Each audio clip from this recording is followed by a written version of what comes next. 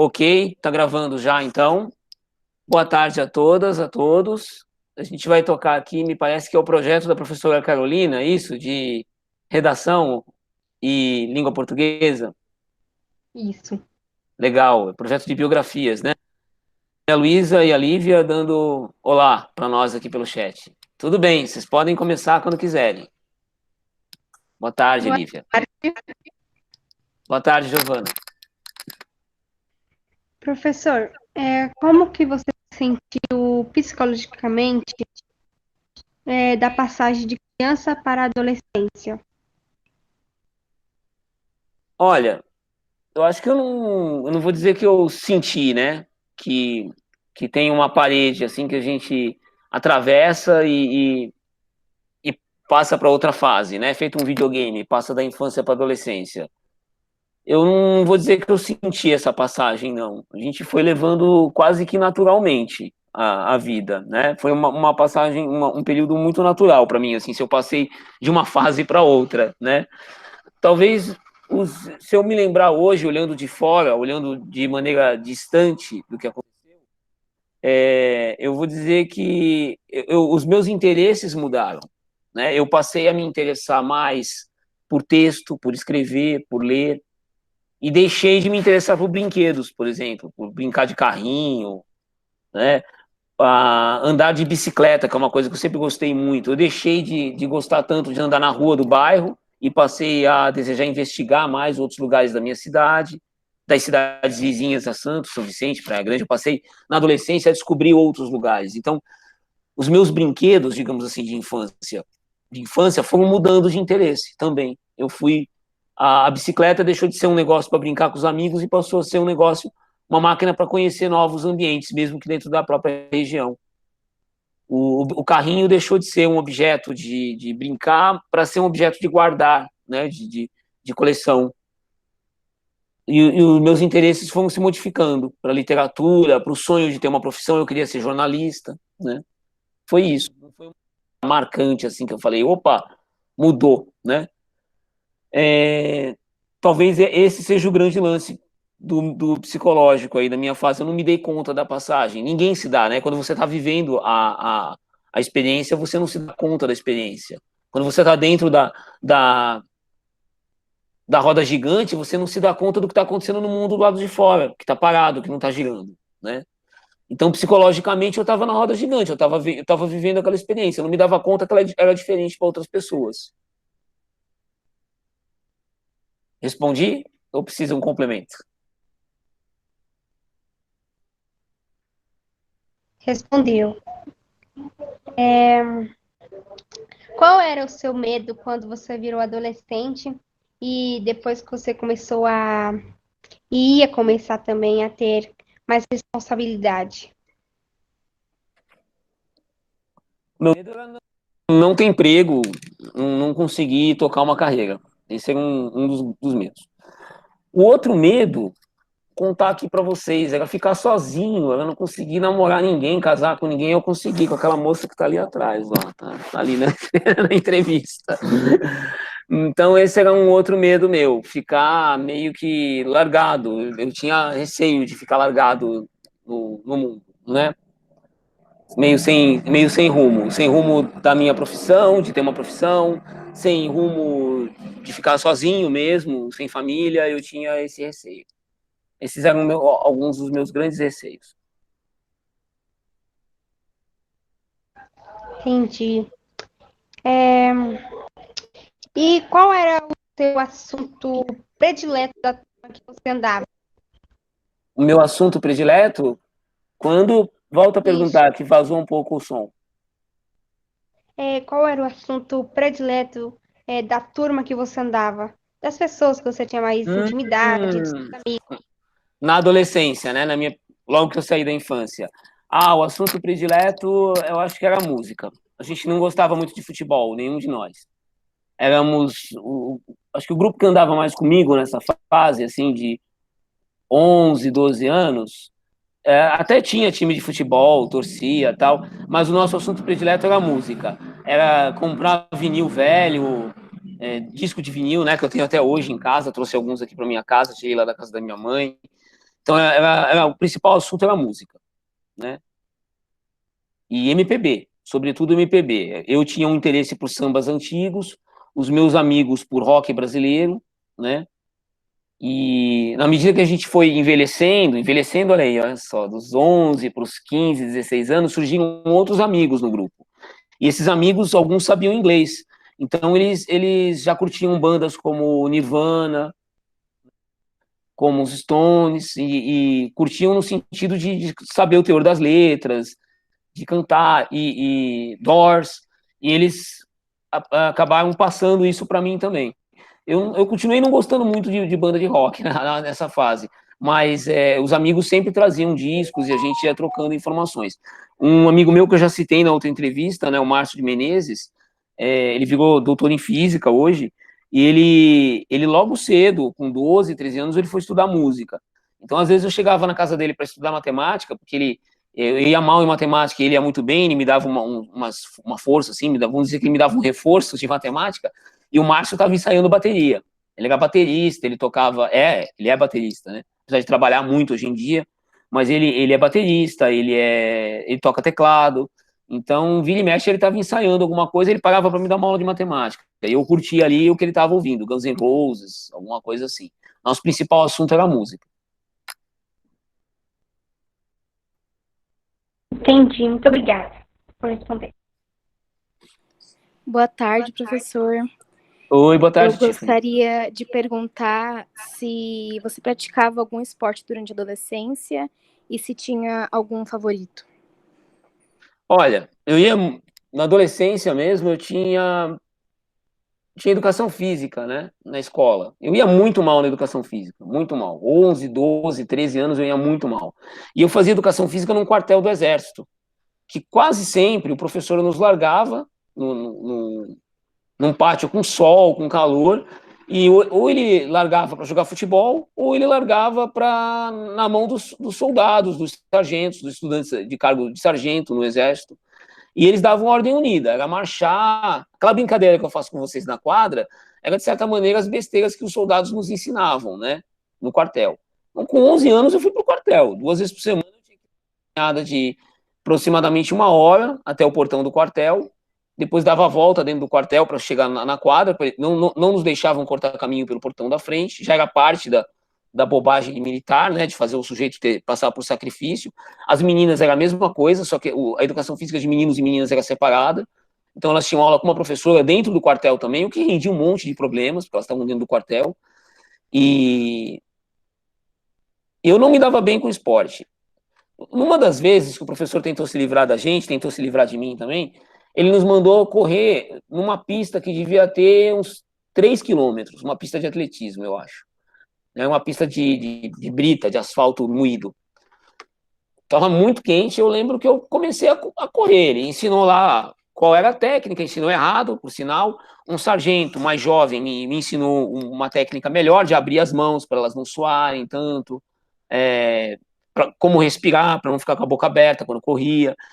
E aí eu dei a primeira volta no circuito e fui bem. Dei a segunda volta e fui bem também. Na terceira, eu notei que o sargento chamou, o meu professor ficou brincando lá, ficou lá fazendo pataquada. Mas o sargento que tinha me dado o preparo para fazer a corrida, ele chamou, eu vi quando ele cutucou o ombro do meu professor, ele falou: olha para aquele cara ali. E aí o professor se surpreendeu, porque eu ia mal no basquete, eu ia mal no futebol, a bola de vôlei fugia de mim, mas em atletismo eu ia bem. Então, se ele tivesse me dado talvez um pouquinho mais de atenção no começo, quando eu iniciei no 6º ano na educação física, eu teria sido um bom atleta, né? Naquela corrida em volta do circuito lá de atletismo, eu estava indo bem. Eu dei 4 voltas sem ter treinado, né? E aí ele percebeu que eu tinha porte físico, porque eu era muito magro, né? Muito magro. Eu tinha um porte físico que ajudava nesse tipo de prática de atletismo. Eu tinha fôlego para correr, porque eu estava acostumado a andar, fazer aqueles trajetos a pé malucos, né, de vir para educação física, como quase todos os moleques da minha idade. Mas alguns vinham de bicicleta, outros os pais tinham mais grana ou mais paciência e traziam de carro. E eu vinha a pé com os meus 2 amigos lá, o Márcio, que é esse que fez física, e o Kleber, que também era professor de história. E a gente ia a pé pro quartel, então, por sinal, os outros dois que estavam correndo comigo era eu, o Kleber e o Márcio, os 3 malucos que estavam conseguindo entrando na 4ª volta na pista, né? E indo bem. E quem chamou a atenção do professor, olha, aquele cara tem porte, não só os 3 aguentam fazer, mas o magrinho tem porte. Foi o sargento, porque o meu professor estava mais preocupado com outra besteira, acho que nem em preencher caderneta ele estava. Mas o que eu sempre curti mesmo fazer é andar de bicicleta. Andar por cidades, viajar com a bicicleta, que é uma coisa que eu não faço há muito tempo, não só por causa da pandemia, mas antes mesmo, por falta de tempo no trabalho, eu estava parado já com a bicicleta, mas eu tive uma fase que estava na Baixada Santista, eu ia de Santos para Bertioga, de Santos para Itanhaém de bicicleta, e era uma coisa que eu curtia, passar o dia viajando com a bicicleta, né? Cheguei a fazer planos de viajar para o Rio com a bicicleta, ou colocar a bicicleta num ônibus e viajar nas cidades, eu tinha uns planejamentos para isso, mas depois a vida mudou, arrumei emprego em São Paulo, comprei apartamento, tive que viver aqui, e as minhas aventuras pararam em São Paulo também, né? Eu cheguei aí para o Horto de bicicleta, para a Zona Norte, eu cheguei a andar pelo centro bastante, né? Como divertimento aos domingos, nos feriados. E para mim, ir para o Bexiga de bicicleta, dar aula para vocês esses anos todos foi um grande divertimento, é parte do meu exercício. Não sei se eu respondi, Tiffany. Respondeu sim. Outra pergunta que eu gostaria de fazer era qual era o seu estilo de roupa, o que você mais gostava de usar, se tinha algo específico, como um tênis que não saía sem, ou algo assim. Eu acho que é um pouco do estilo que eu uso até hoje. Camiseta, mesmo quando tá frio, camiseta, e camisa de flanela, xadrez, por cima, com ela aberta. Na adolescência, eu já andava desse jeito, e ainda hoje, quando eu me vejo, eu tô andando desse jeito. Eu tô andando de calça jeans, sapatênis, né? Na época, um tênis de tecido, um Bamba. Depois entrou na moda a coisa do sapatênis, é mais fácil de comprar. Camiseta e camisa de flanela. Meu guarda-roupa, acho que tem mais 7, 8 camisas de flanela, se eu contar o que eu tenho na casa da minha mãe, com o que eu tenho aqui. Esse é o meu estilão. Na adolescência. Depois que eu entrei na faculdade, eu juntei a boina. Eu andava de chapéu, porque eu andava muito à noite com os amigos, e era a camisa de flanela e a boina, para cobrir do sereno. Virou o meu estilo. Tem um detalhe, eu não me dava conta que eu tinha estilo, eu achava que eu estava maloqueiro. Aí um dia eu estava trabalhando com um amigo, a gente fez um trabalho para um comitê político, e eu tinha uma moto. E eu lembro que eu saí, levei, ele não tinha carro, não tinha moto, nada, eu levei o Alexandre na garupa da moto, e aí sei lá por que cargas d'água, teve uma hora que a gente terminou o trabalho, ele olhou para minha roupa, assim, quando eu montei na moto, ele falou, pô, eu gosto desse seu estilo, eu vou passar a comprar mais camisas de flanela para andar como você. Ele é professor de matemática, esse cara hoje. E eu falei assim, estilo? Eu tenho estilo? Isso eu já tinha uns 26, 25, 26 anos. Eu nunca tinha me dado conta que eu tinha um estilo. Muito legal. Quem eram seus melhores amigos durante sua adolescência? Márcio de Menezes, ele hoje é professor de física, e professor universitário de física. Kleber Santos, que é se formou em História na Unesp de Assis. O Márcio se formou na USP. O Kleber estudou comigo. Márcio é o cara que estudou comigo desde o pré-primário. Na fila da matrícula do pré, eu contei numa entrevista, o Márcio já estava lá. E até o terceiro colegial, o Márcio foi da minha sala. O Kleber foi professor de História, formado na Unesp de Assis, já faleceu há alguns anos. Teve um problema cardíaco e faleceu. Esses dois caras eram a dupla que andava, nós éramos o trio, que andávamos juntos, nós morávamos na mesma rua, estudávamos na mesma escola, e esse era o trio que andava comigo sempre. Depois que eu fui para o ensino médio, apareceu mais gente, aí foi bombou, deu uma multidão.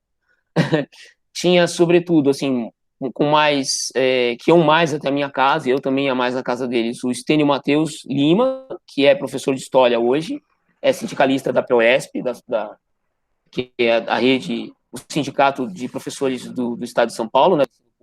São Paulo. O Maurício Lobo, que eu batizei o filho dele, sou padrinho do Pedro. O Maurício Lobo se formou em Sociologia e é professor universitário de História hoje em faculdades particulares. Então, somos compadres. Hoje eu também sou padrinho de casamento dele. Ele foi até o meu casamento, tudo. Então, a gente somos compadres. Era eu e mais esses 4 caras que andávamos mais juntos. E em volta de nós tinham outros grupos que circulavam, que frequentavam a minha casa também. Eu, porventura, frequentava a casa deles. Então, você continuou mantendo essa relação de amizade desde a adolescência? Sim, até hoje, até agora. A gente se fala pelo WhatsApp, que tá difícil de visitar um ou outro, né, por conta da pandemia, mas no Natal nós nos falamos, nos aniversários, a gente, nem que seja uma lembrancinha simples, a gente presenteia um ao outro. Eu tenho mais contato com eles, com esses 4, fora o Kleber, que já faleceu, mas eu tenho contato com a família dele ainda. Eu tenho mais contato com eles do que com os meus primos, com as pessoas da minha família. Mesmo com algumas questões da minha família tendo se estreitado por conta do Facebook, das redes sociais, né, do WhatsApp. Então a gente está mais próximo hoje do que estava 10 anos atrás por conta das redes sociais. Eu falo mais com os meus primos hoje. Mas ainda contando as redes sociais, eu falo mais com essas pessoas, que foram meus amigos da escola, do que com a minha família. Né? A gente tem um contato de família mesmo. Ainda ontem a minha esposa estava conversando comigo, que ela se surpreendeu quando me conheceu, porque eu era amigo, inclusive, das mães dos meus amigos, que eram senhoras e tal. Elas se davam bem comigo, de ligar para mim, conversar, de trocar ideia. Então, essas pessoas, elas são parte da minha família mesmo. A gente frequenta uma casa como família. Muito legal essa relação. Muito obrigada pela sua resposta, professor. Falou. Eu acho que tem uma coisa nisso de ter amigos, né? Porque a família realmente às vezes é restrita. E ela vai. Porque tem interesses diferentes. O primo, a tia, vai ter interesses diferentes na vida de nós. Esses amigos não, nós vamos nos juntando por afinidade. No futuro, vocês vão perceber, eu acredito que a maior parte de vocês vai perceber isso. Quem vai te dar um toque para um emprego novo é um amigo que foi teu amigo da escola. E ele confia em você porque ele sabe que você é ponta firme, que você faz os trabalhos em grupo com carinho, pensando no outro. E aí ele que vai te dar o toque do emprego, do estágio, né? Ele que vai estar perto de você quando você estiver passando um problema de saúde, ele que vai lembrar de você e falar, tô aqui, qualquer coisa liga. Às vezes tua prima tá longe, tá em outro estado, tá viajando, votou no outro candidato a presidente, tá noutra vibe. E por isso que é legal a gente ter amigos. É importante. E como eu dei o exemplo, acredito que no caso de vocês vão perpetuar essas amizades aí de vocês pro futuro. Perguntas? A Maria Luísa mandou uma no chat. Opa, deixa eu ler a pergunta então, para poder ficar registrado. Oi, boa tarde, professora. Primeira pergunta é: você disse que era alvo de bullying quando criança e na sua adolescência isso piorou ou melhorou? Depende da fase da adolescência. A fase ali entre os 11... Não, foi antes. Entre os 9 e os 11 foi pior. Né, de molecada na escola perturbando, né? A fase depois dos 11 melhorou porque eu acho que eu consegui, de certa maneira, encontrar o meu grupo. Né? Eu consegui... O adolescente, ele tem isso, né? Ele sai da fase de andar sozinho na primeira infância e ele primeira, na segunda infância, e aí ele começa a procurar um grupo. E o grupo é para trazer segurança também, é para se sentir mais apto a enfrentar o mundo. Então, esses 2 caras com quem eu andava, o Márcio e o Kleber, é lógico que cada um do seu jeito também sofria um bullying, né? Um por ser negro, que era o Kleber, o Márcio por ser um cara muito focado em exatas. Cada um sofreu um bullying igual ou pior do que o meu, em algumas situações. Mas eles se viravam. Então, juntos, a gente também... Eu lembro no 6º ano, a gente brincava. Estava meio entre a adolescência e a infância, né?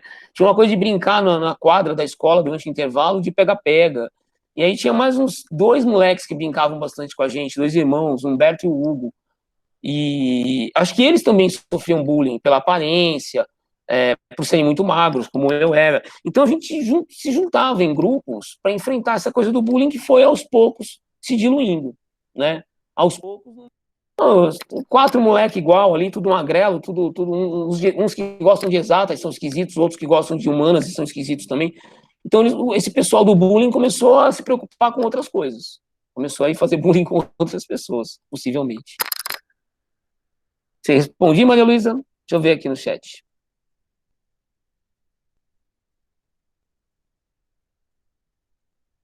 Ah, sim. E qual era a coisa que mais te incomodava na adolescência? Minha aparência. Minha magreza. Isso é o que me incomodava mais. Eu me achava muito magro, tinha vergonha de usar camisa. Acho que por isso que eu tinha coisa de usar camisa de flanela, de manga comprida, para não mostrar o braço. Eu achava meu braço muito fino, né? A segunda coisa que me aborrecia mais na minha aparência, de novo, era o meu cabelo. Eu achava que o meu cabelo era crespo e que os meus primos tinham cabelo liso e eu nasci com cabelo crespo. O meu pai era uma figura que ficava brincando com isso, apesar dele ser negro, ele soltava umas de vez em quando, ele é neguaço, ele é sarará. Então a minha aparência, principalmente com o meu cabelo, me aborrecia. Eu lembro de um tio meu que era corintiano, por sinal, como eu, e ele, o tio Alberto, e ele chegou na Natália, e ele falava que eu era o Bigo Bigo. Bigo Bigo é um jogador do Corinthians, né, que tem o cabelo todo enroladinho, e falava que eu era o Bigo Bigo. E eu olhava para as minhas primas, para meus primos, eu falei, caramba, só eu tenho cabelo assim. Mas eu já contei outra história para vocês, né, pro horror deles, só eu nasci de olhos claros, que é o olho da minha avó. Todos os meus primos têm olhos escuros, castanhos, e eu tenho olhos claros. Isso deixava eles não falavam, mas isso deixava os meio danados. Sempre que tinha alguma brincadeira com isso, nas festas em casa, eles falavam, e eu não conhecia minha avó, né, a mãe da minha mãe. Eles falavam, mas só ele nasceu com a cor da avó Cristina. Eu não achava isso muito importante. Você vê como é complicado que a sociedade mostra como aparência modelo, né? Você tem que ser branco, se você não é branco, você não é bonito. Se você não tem cabelo liso, você não é bonito. E aí você começa a colocar como se a sua felicidade dependesse disso. É muito ruim.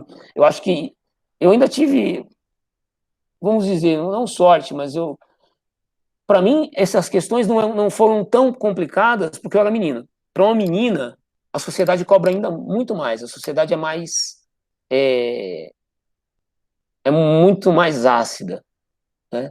Os efeitos desse tipo de questão com as meninas são muito piores. Acho que a gente, como adulto, que trabalha com educação, que trabalha com jovens, tem que se preocupar muito na formação, né, da criança, ainda das meninas, né? Eu tenho sobrinhas com 8 anos, com 3 anos, e é impressionante como para elas está tranquilo.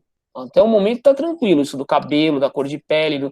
O problema são as cobranças que a família e que as outras pessoas fazem, né? Que você tem o cabelo mais crespo, para elas está ótimo, né? Elas escolhem bonecas com a cor de pele delas, que é negra, né? Elas escolhem a boneca, esqueci o nome daquelas bonequinhas que são de gel, assim, que tem o vestidinho que põe. Alguém lembra? Poli, Lúcia, né? Elas escolhem as polis, né, com a cor da pele delas, com a aparência do cabelo cacheado, tal. Tem poli, né, com essas aparências. E na minha geração, as meninas da minha idade, elas não podiam escolher boneca preta, né? Não tinha, porque não tinha. Hoje em dia tem. As minhas sobrinhas escolhem. A mãe delas não gosta. A mãe delas já falou que não compraria essas bonecas, né?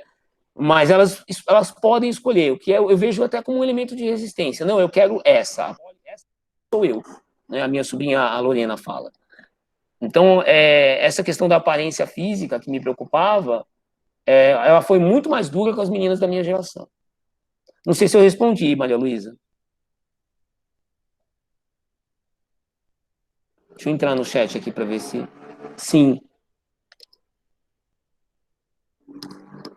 Valeu, Luísa.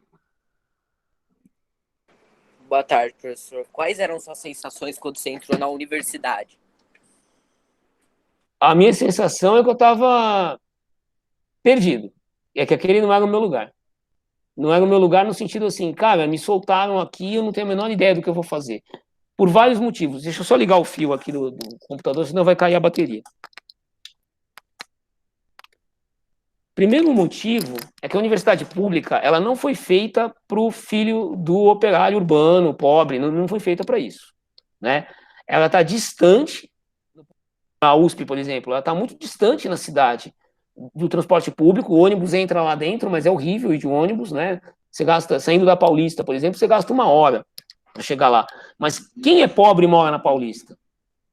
O cara mora no extremo da Zona Leste, ou como a minha esposa, por exemplo, que fez USP, morava no extremo da Zona Norte, né? Lá quase na divisa com Caieiras.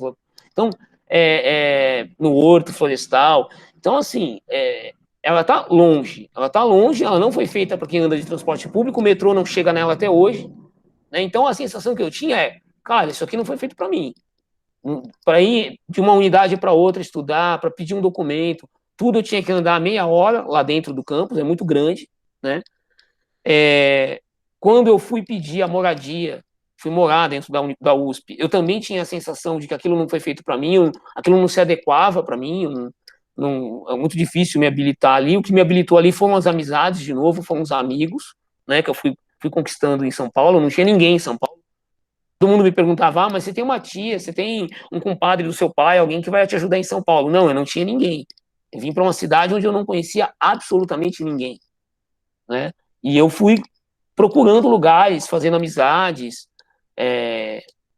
tendo sorte, né, nessas amizades, desconfiando de algumas também que eu achava, que eu percebi que não iam me levar para uma boa coisa, e ajudando muita gente na medida que eu consegui do meu jeito ajudar algumas pessoas. Eu também tentei, né? Fiz isso depois que eu já conhecia a cidade, já conhecia alguns caminhos dentro da universidade. Mas a primeira sensação, Enzo e turma, é que aquele lugar não foi feito para mim, né? E ainda que eu tive uma sorte, porque no terceiro ano do ensino médio, a nossa professora de português se juntou com a professora de geografia, organizaram uma excursão para visitar os museus da USP. Olha como é importante fazer essas visitas, esses passeios. E nós passamos um dia dentro da Universidade de São Paulo. Eu lembro que eu passei na Marginal Pinheiros, o ônibus entrou. Hoje eu sei que lugar era aquele.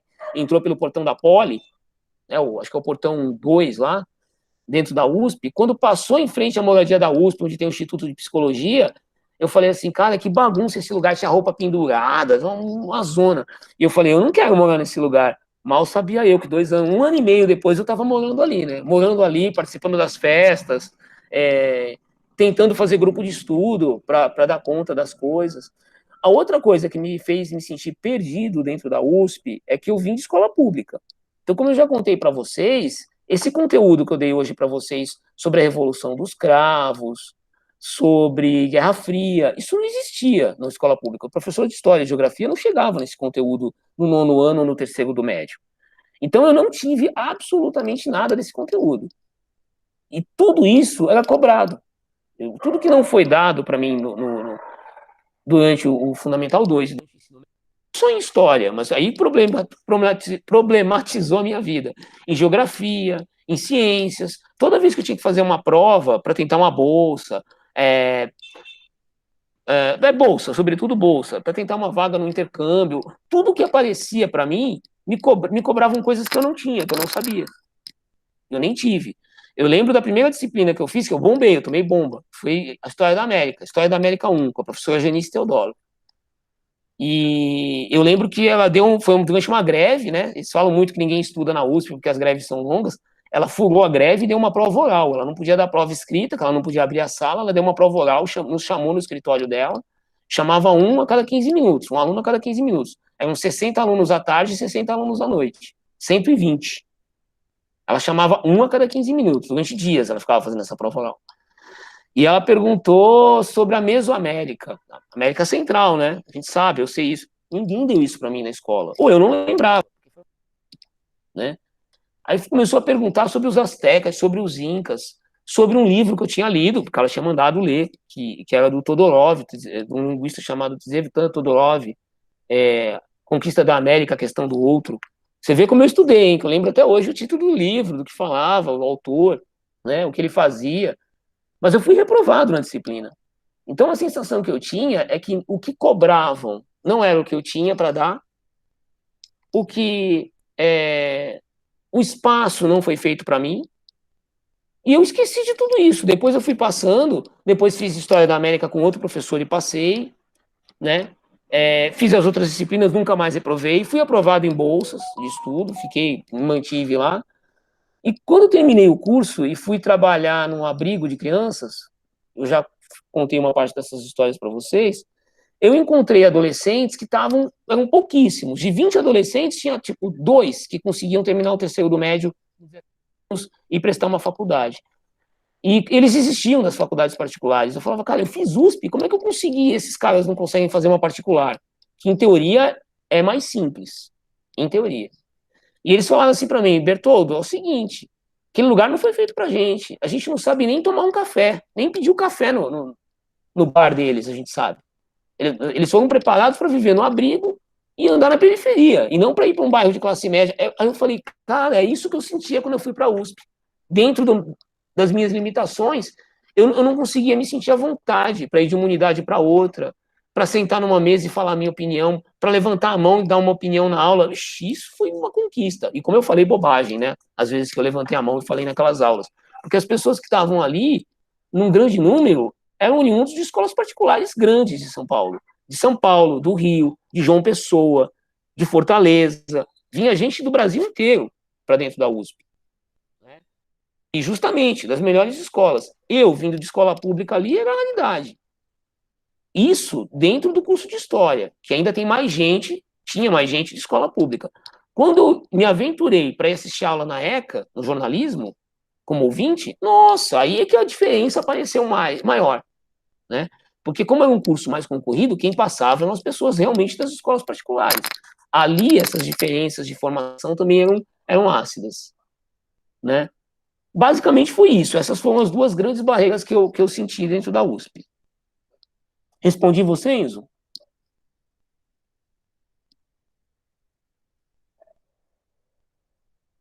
Sim, e em relação à sua profissão, qual foi o livro que te aproximou de história? O livro que me aproximou de história... É.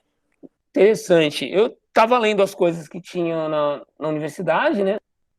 Que os professores iam dando, iam pedindo para ler. Era um maçaroco, a gente tinha... Eu fazia 4 disciplinas por semestre, mais ou menos, né? Quando eu comecei a fazer licenciatura, que era o curso que ia me habilitar a dar aula, a ser professor, eu passei a fazer 5 disciplinas por semestre. Então, eu fazia uma no departamento de História ou em outro departamento por dia, na graduação, e à noite, quase sempre, eu ia fazer a disciplina de educação, né? É puxado, 5 disciplinas dentro da USP é puxado, mesmo para alguém que tem 19, 20 anos, que está com a cabeça aberta, né, para estudar. Porque você tinha listas de 20, 25 livros para ler num semestre por disciplina. Mas é engraçado, eu acho que em história, o livro que mais me chamou a atenção durante o curso, foi Era dos Extremos, do Hobsbawm. Porque o Hobsbawm, ele tem uma coisa de passar, de te explicar, inclusive, o método que ele usou para tocar a pessoa dele, né? Que era um método múltiplo, que não obedecia uma regra. A gente acha que as pesquisas elas precisam obedecer uma regra rígida, e o Hobsbawm não era assim. Ele falava dos sapateiros, que os sapateiros, por exemplo, podiam ser... Tem um outro livro dele que ele cita isso. Um sapateiro podia ser muito significativo na Idade Média, mas por que tinha sapateiro também significativo no século XX? Nas grandes revoltas, tal, nas greves, no movimento anarquista. Então, o Hobsbawm é uma figura que me mostrou assim, que eu podia ser um historiador diferente, quando eu quisesse fazer as coisas em história. E também um professor diferente. Do Brasil, o cara que mais me chamou a atenção quando eu li pela primeira vez foi Caio Prado Júnior, que é um historiador brasileiro, né? E foi sócio do Monteiro Lobato na editora Brasiliense. Toda essa história dele me chamava a atenção. E o livro que mais me chamou a atenção foi a Evolução Política do Brasil, do Caio Prado. Mas o que me deu motivação em história para entender a sociedade, para pensar no mundo, para pensar o que é o Brasil do Sudeste, o que é a formação econômica do Nordeste, foi um livro de poesia que eu comprei numa banca de livros usados. Eu lembro até hoje. Foi um dia à tarde que eu tinha saído da terapia, que eu fazia terapia uma psicóloga, né, no Instituto de Psicologia, então ela era estagiária, ela estava fazendo, vamos dizer assim, o estágio dela, né, como psicóloga. E eu fazia terapia com ela à tarde, quarta-feira à tarde eu fazia terapia com ela. Eu saí da terapia, assim, eu lembro que ela tinha me dado uma fita do Astor Piazzolla para ouvir, um argentino, né? E eu saí com aquela fita, curioso, para ouvir em casa, no apartamento. Quando eu passo em frente ao Bandejão, que é o restaurante universitário, tinha um cara lá, meio sujinho, uma banca meio suja, uns livros para vender, e eu comprei um livro de poesia do Ferreira Goulart, José Ribamar Ferreira Goulart. Ele morreu há uns 3 anos atrás, um maranhense, né?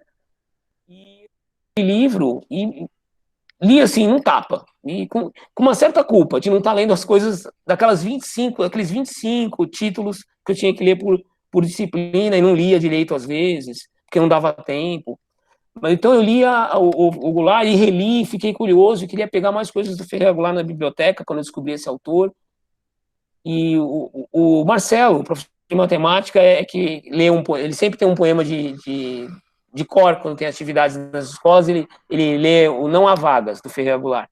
Então, o Goulart me mostrou que a história podia ser diferente também, pro lado dos operários, dos camponeses. E esse foi, eu diria que em história, na área de história, o Hobsbawm, no mundo, para o âmbito mundial, o Caio Prado como historiador brasileiro, e o livro da minha vida, Dentro da Noite Veloz, do Ferreira Goulart. Respondi?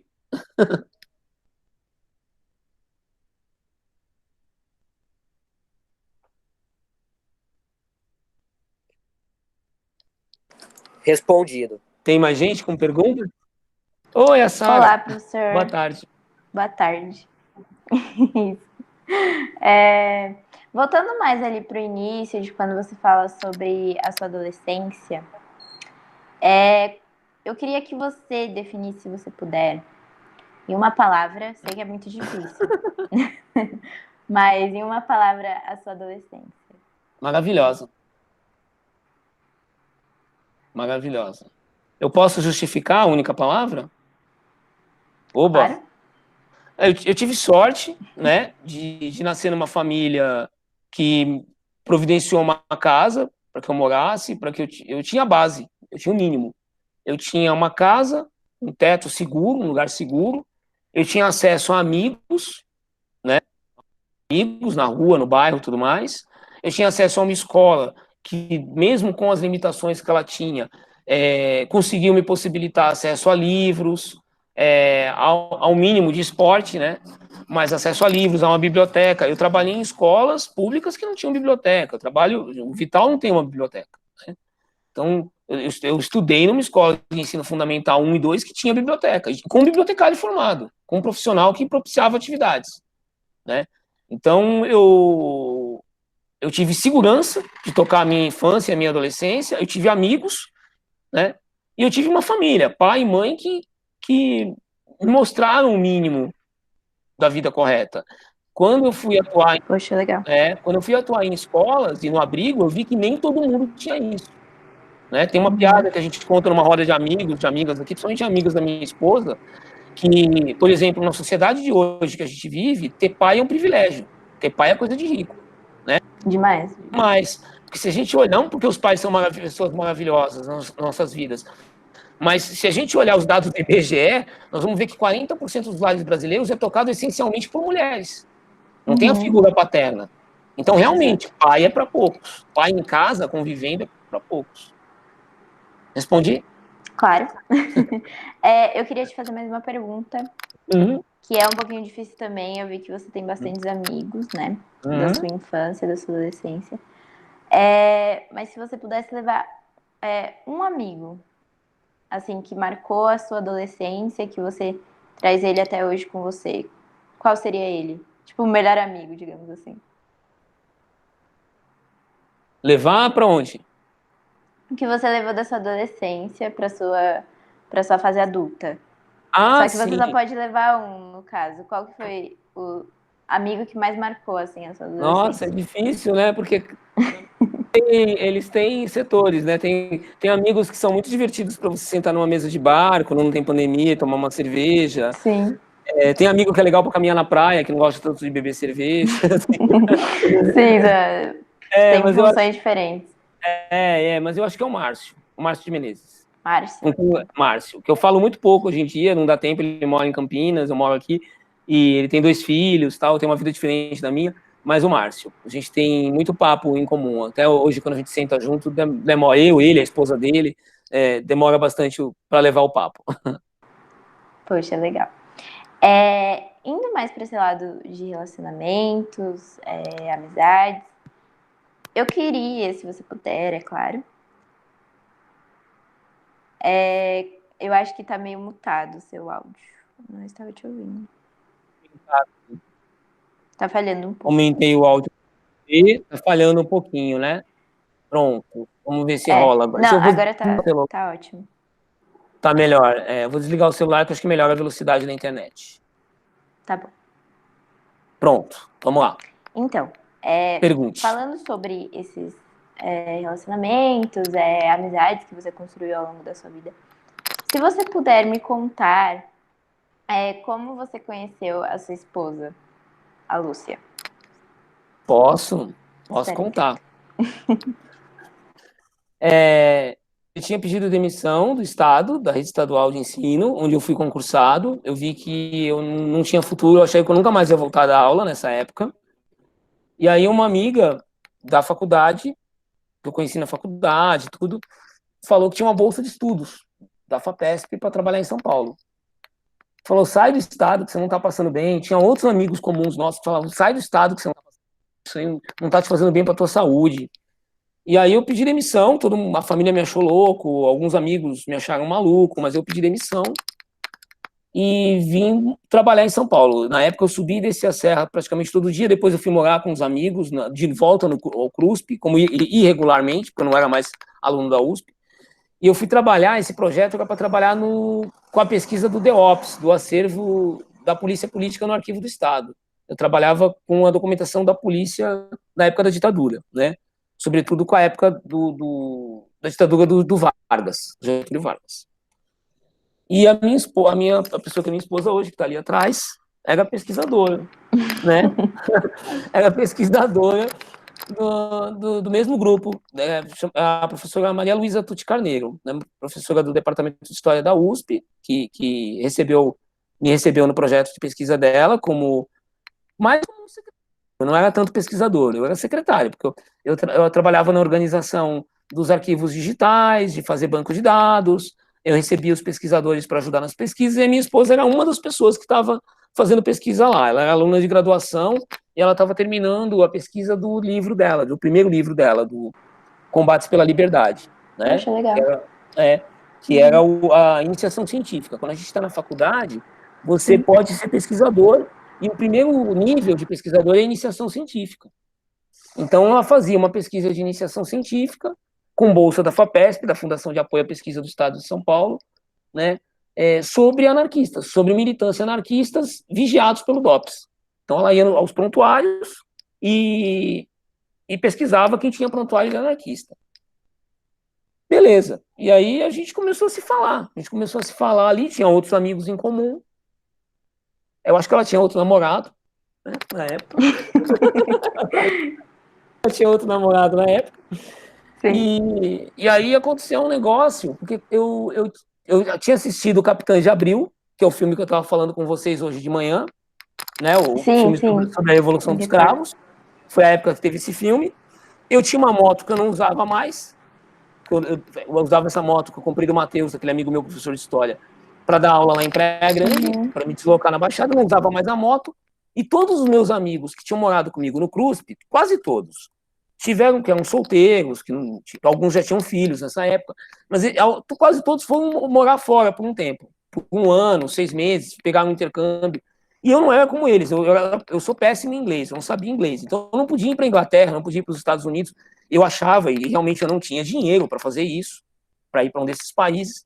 E aí, depois que eu assisti Capitães de Abril, eu falei, eu tenho um plano. O dinheiro que eu tenho na poupança, mais o dinheiro da moto, dá para eu passar uns 10 dias em Portugal, né, viajando entre Portugal e Espanha, conseguir chegar. E aí eu vejo o que eu vou fazer. Depois, quando o dinheiro acabar, eu vejo o que eu vou fazer. Eu vejo se eu volto, se eu não volto, se eu fico ilegal lá, se eu fujo de vez. Mas aí o que aconteceu para eu não ter o plano de fugir de vez, de ficar por lá ilegal? Eu tinha muita saudade daqui, da vida em Santos, dos meus amigos, da minha mãe. E eu já tinha começado a sair com a minha esposa, que era a minha namorada na época. E ela também ia fazer uma viagem para a Europa. Só que diferente de mim, que vendia a moto, ela ia com a tia dela. A tia dela acabou ajudando, enfim, financeiramente. A minha esposa também tinha um dinheiro guardado, porque ela era pesquisadora, recebia a bolsa. Então ela foi com a tia e eu arrumei uma pessoa para ir comigo. Eu não fui sozinho. A minha tia, que hoje tem uns 73 anos, ela foi comigo. Ela tinha uma paranoia, tem até hoje, que a família dela é portuguesa, aquela tia que vocês conheceram em Santos, que estava acompanhando a minha mãe no Engenho dos Erasmus. E eu lembro que eu comprei minha passagem e a minha tia foi lá maluca e comprou uma passagem para ela também na poltrona do lado da minha. Nossa! Né? Pela ideia, ela foi correndo numa agência de turismo e falou: eu quero uma passagem nessa poltrona. E ela foi, se ela não, e realmente, hoje vendo as questões que a minha tia enfrenta, se não tivesse ido comigo naquela época, ela não teria viajado para fora do país nunca, né? E fomos os dois de mochila. Eu lembro que eu fui num Dia das Mães, né? Mas fui assim também, putz, nunca tinha tido ninguém firme, namorada, tal. Olha que eu tinha uma pessoa que eu gostava, eu vou embora para Europa. Aí, quando eu voltei da Europa, a Lúcia estava na Europa com a mãe dela. Com a mãe, com a tia dela, né? Que é a irmã da mãe. Então a gente ficou um tempo separado. Elas foram para Portugal também? Elas foram para Espanha, Áustria, França. Portugal elas não foram. E eu fui para Portugal. Entendi. Aí a gente nos correspondemos, mandamos cartas um para o outro e tal.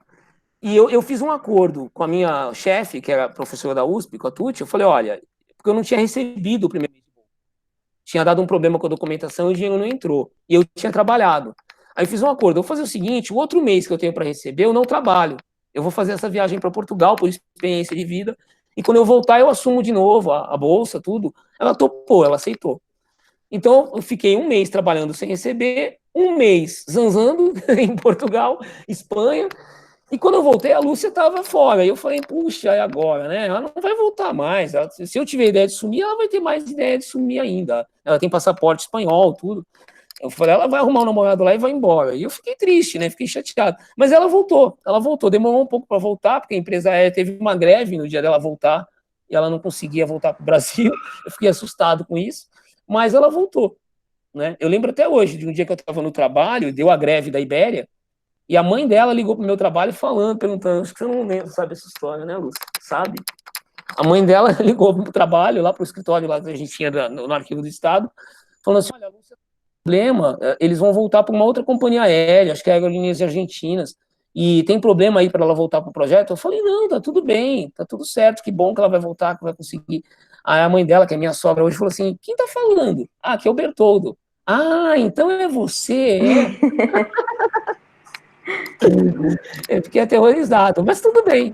Foi assim que eu conheci a Lúcia, entre as prateleiras do arquivo do Estado, no acervo do DOPS.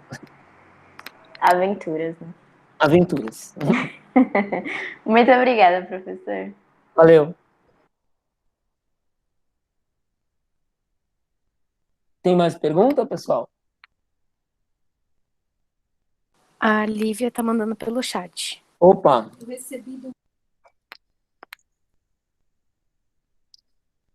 Lívia. Oi, professor, boa tarde. Então, o que mais marcou a sua adolescência? Ah, os meus amigos. Os meus amigos, ficar na varanda de casa ou na sala de casa da minha casa, né, com meu pai, e da casa deles, ouvindo música, cada um levava um CD, cada um levava um disco de vinil e ficava discutindo o que era aquela letra. No verão a gente ia jogar bola na praia, né? Porque um amigo meu, nosso, o Matheus, a mãe dele tem uma casa bem perto da Avenida da Praia, uma coisa de 10 minutos a pé, então nós deixávamos as bicicletas na casa do Matheus e íamos jogar bola todo mundo, né? Na praia. Ficava jogando até meia-noite, às vezes nas férias. É isso que me marcou mais a adolescência, essa convivência com os meus amigos. Respondi? Põe um joinha aí ou não, Lívia. Sim. Mais perguntas, meu povo? Como foi a universidade? Ah, foi desse jeito que eu falei. Eu me senti meio atropelado, né? Atropelado pelo conteúdo, atropelado pelo local, né? Porque volto a dizer, não é um local apto para gente que é mais simples, que vem de uma origem mais simples, viver. Eu dormia lá, eu comia, eu tinha que achar lugar para comer. Isso nas primeiras semanas é bem chato, é bem difícil, é uma rotina que você fica ali dentro. Às vezes você tem a sensação que você está preso, né? Porque você não sai do campus, né? Por exemplo, eu ia da moradia para o curso à tarde, depois eu comecei a trabalhar num projeto de pesquisa, ia de manhã para esse escritório do projeto de pesquisa que era lá dentro mesmo, no prédio onde eu estudava. À noite eu descobri que tinha um cinema que funcionava embaixo do meu prédio, então eu ia até o cinema, era acho que a parte mais divertida do dia. Era no bandejão, no restaurante universitário, e depois ir para o cinema. E quando eu saía do cinema, eu saía meio triste. Boa parte do ano em São Paulo, nos anos 90, fazia frio, e eu queria estar na praia, eu queria estar perto da casa da minha mãe, eu queria estar com meus amigos, mas eu também não podia estar com meus amigos, né? Porque cada um estava num negócio. O Maurício estava estudando na Unesp de Araraquara, o Kleber estava estudando na Unesp de Assis, o Matheus ficou um tempo na Holanda, em intercâmbio, depois ele foi para a Austrália, nessa época ele estava, acho que na Austrália, não, na Nova Zelândia. E então, se eu voltasse para Santos no meio da semana, em dia de trabalho, dia de estudo, eu não ia encontrar ninguém. Tava todo mundo ocupado, alguma coisa em outro lugar. Mas isso que marcou a minha entrada na universidade. E eu passei a ter contato com gente muito diferente, né? E também me marcou gente que eu percebia que era mais pobre do que eu. Eu achava que eu era pobre, eu achava. Tinha gente muito mais pobre do que eu, com situações muito mais precárias, para ter dinheiro para comprar, pagar uma Xerox, por exemplo, que a gente não tinha internet, né? Não tinha essa coisa de Google Docs para distribuir os textos, como nós fazemos hoje no Vital. Tudo era pagando. Vai lá e compra um tala de Xerox, de um livro, porque o livro não dava para comprar, e para ler para a próxima semana. Então, eu percebi a gente com muito mais dificuldade de levar o curso do que eu, né? Inclusive morando comigo, gente que foi morar comigo. Tinha duas meninas muito legais, duas grandes amigas, assim, uma que eu tenho contato até hoje, que é a Jane Elizabeth, né, que me deixou ser hóspede no apartamento onde ela morava, lá no CRUSP, e eu lembro, elas tinham históricos de vida mais complicados do que o meu. A Jane tinha vários irmãos, acho que tinha 5 irmãos, então uma família que tinha mais problemas para manter, né, 5 crianças do que foi a minha vida, que eu tinha só eu e meu irmão. Eu teve um ano de faculdade particular. Peraí, acho que travou a internet, eu vou repetir. Teve um tempo que eu tive um ano de faculdade particular. Eu estudei na Unisantos, comecei um curso de História lá. E eu não me sentia, eu gostava das pessoas, eu me divertia com as pessoas, tudo, mas eu não sentia que eu ia continuar ali. Aquilo me parecia um mundo meio artificial, né? Apesar de ser um curso pago, privado, a maioria das pessoas trabalhava para poder pagar, eu ficava na loja do meu pai, né, e a gente pagava a mensalidade, mas eu percebi que aquela mensalidade ia subindo mês a mês e aquilo ia chegar num ponto que a minha família ia ter dificuldades para pagar. Mas foi a minha entrada na universidade, a sensação que eu tinha na Unisantos é que eu estava numa continuação do colegial, só que especializado em História. Quando eu fui para a USP e para a Unesp, né, eu cheguei a passar no vestibular da Unesp também, mas quando eu entrei na USP para estudar é que eu senti as dificuldades. É que eu falei, não, isso aqui é um outro lugar, não tem nada a ver com o que eu passei naquele ano de faculdade particular. Os desafios aqui são outros, né? Para vocês terem uma ideia, eu fui descobrir no ano passado, assistindo televisão, o Serginho Groisman. Aquela professora que eu falei que fui reprovado de História da América no meu primeiro ano, ela, em 1994, que foi quando eu fiz o meu primeiro ano de USP, ela era orientadora de doutorado do Leandro Carnal. Então, eu era aluno de graduação e o Carnal era aluno de doutorado.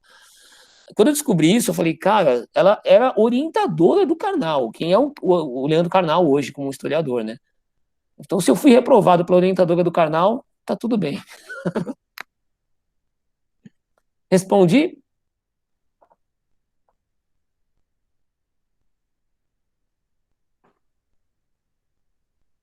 Valeu, Lívia.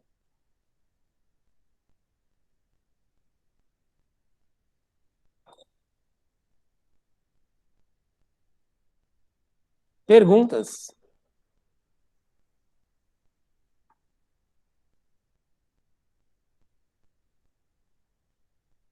Acho que eu vou fazer uma entrevista com Gabi vocês. Gil. Para terminar também, eu vou fazer uma entrevista com vocês. Ah, oi. Oi, Gabriela, tudo bom? Pera. Tem perguntas? Qual que eu tenho que falar? Pera, tô pegando aqui. Calma, o que eu tenho que falar?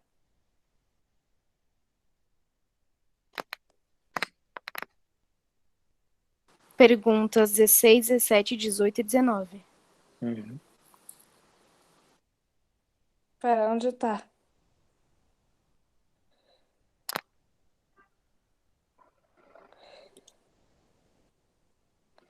Seis, 17, 18, 19.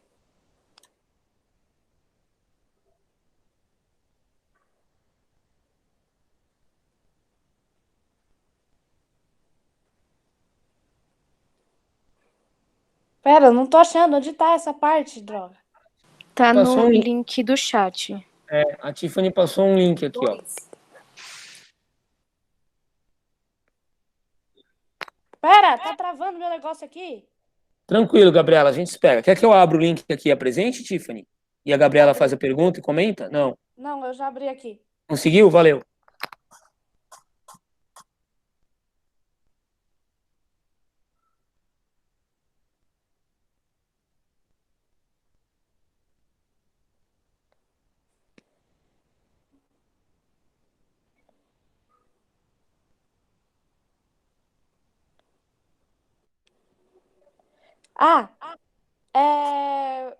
Uma viagem que te marcou na adolescência. Gente, na adolescência eu viajava tão pouco, porque, como eu falei, eu não tinha muita grana, então eu ia de bicicleta para os lugares, né? Eu ia de bicicleta. Minha família não saía para viajar, minha família viajava. Na infância, lembro do meu pai ir com a gente com 5 anos. Meus tios pegaram o carro, pegaram meu pai, minha mãe, e a gente foi para o zoológico de São Paulo. Eu tinha 5 anos. Depois disso, eu não viajei mais. Depois, com a minha tia Luísa, tinha uma casa em Ribeirão Pires e nas férias a gente ia para Ribeirão Pires. Isso até os 10 anos. Quando eu tinha 10 anos, foi a última vez que eu fui para Ribeirão Pires na casa da minha tia Luísa. Na adolescência, viagem só de ônibus. A gente foi com uma excursão da escola para a USP. Eu tinha 17 anos. Foi o dia que a gente pegou a estrada que eu fiquei maluco, assim. Eu falei, nossa, São Paulo. Nossa, Marginal Pinheiros. Nossa, Universidade de São Paulo. Nossa, morar no CRUSP. Ai, meu Deus. Mas acho que foi essa viagem. E eu lembro que eu fui no show da física. Acho que foi isso. Foi o show da física. Fomos no museu de... Como é que chama? De anatomia. Mas era de anatomia veterinária. Um museu da veterinária, dentro da USP. E fomos ao Bandejão comer. Essa acho que foi a viagem da minha adolescência. Que eu vi que ali tinha Porque viajar para fora de turismo, minha família nunca ia. Então a viagem da minha vida foi ir para a USP aos 17 anos.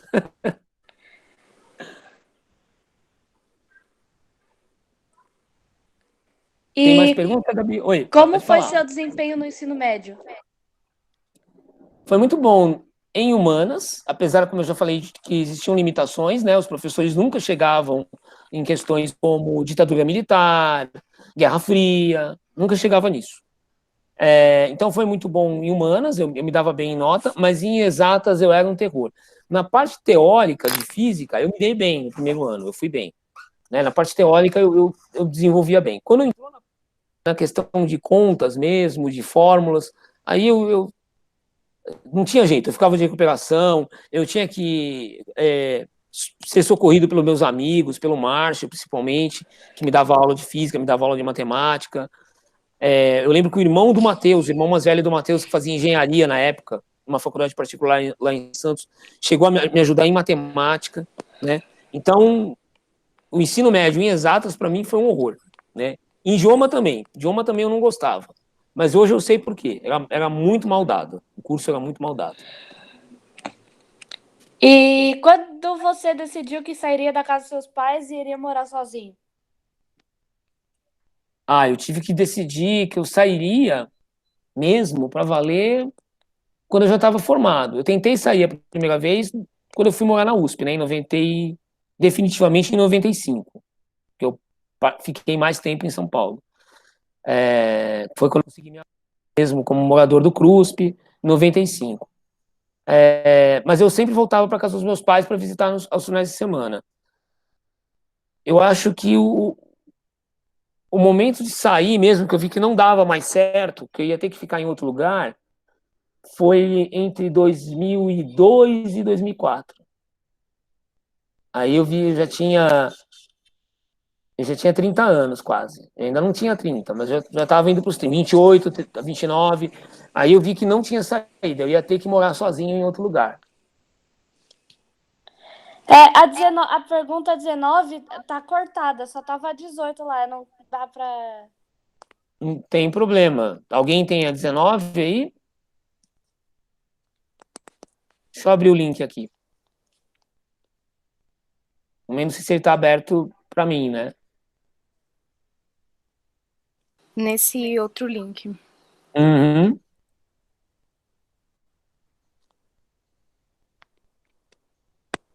Ah, 19 está abaixo na folha, né? Tem que andar adiante, né?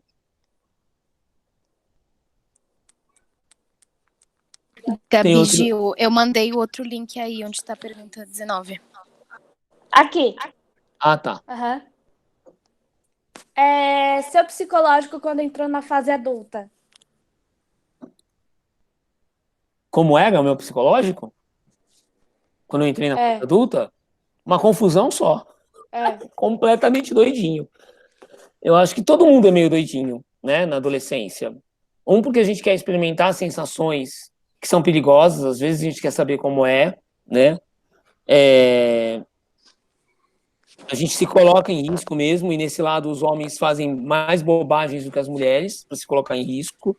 Então, acho que é um momento de tentar se afirmar, né, como pessoa, dizer, olha, eu tô aqui, eu sou um ser humano, e a gente começa a fazer muita bobagem. Então, para quem vai estar entrando nessa fase, tenha cuidado. Eu costumo dizer assim, não faça nada. Me falaram isso quando eu era mais novo e eu não entendia. Depois me falaram quando eu era mais velho, eu já estava entendendo um pouco melhor. Agora eu acho que eu percebi tudo.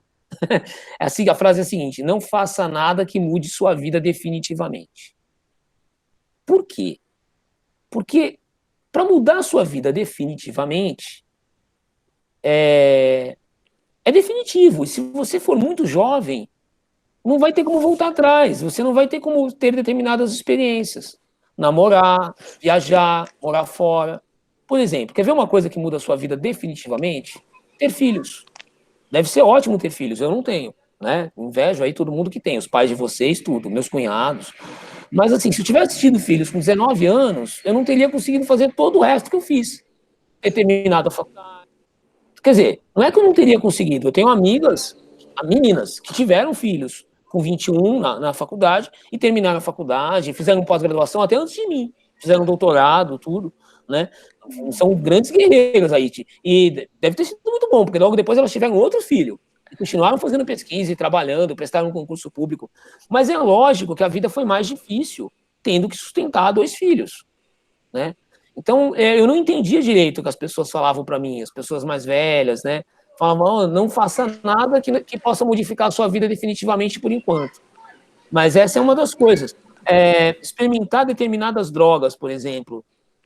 Se você for uma pessoa... Todo mundo pode ser dependente químico? Não.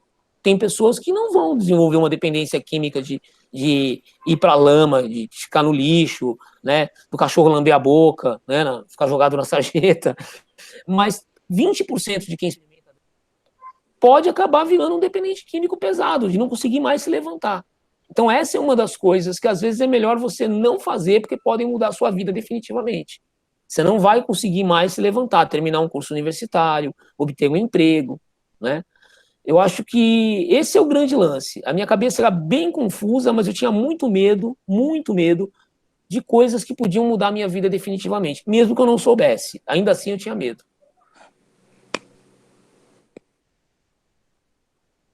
Respondi? Sim.